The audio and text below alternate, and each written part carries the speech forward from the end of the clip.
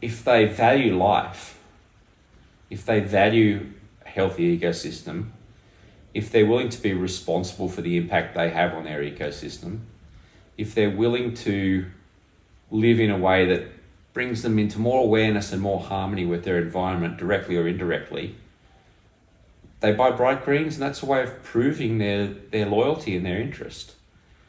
That's from a philosophical perspective, that's why people should buy bright greens.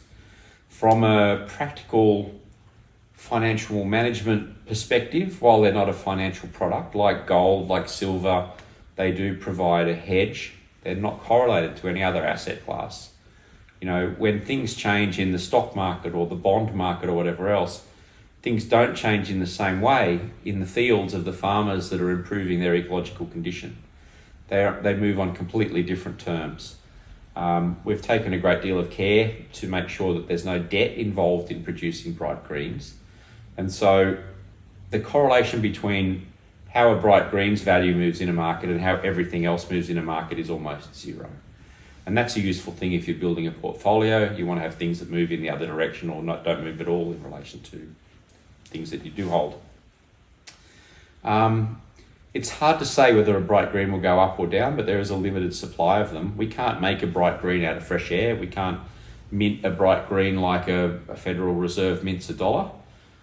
They can only be made from a PI certificate, and they can only be issued when there's actual ecological condition improvement that has already been delivered.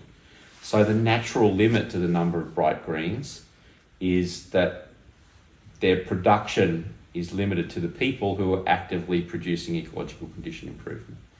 So if we want to see more ecological condition improvement, and we want our farmers to be able to afford to do that, because it's crazy to expect that they would just be able to do it out of their own pocket for all of us and not get any recompense for that.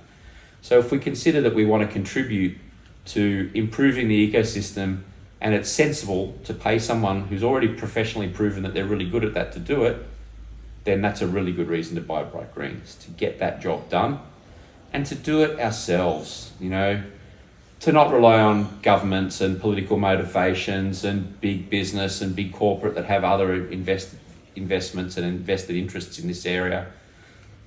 Love to itself and bright greens themselves are apolitical. They couldn't be more direct. They're very transparent.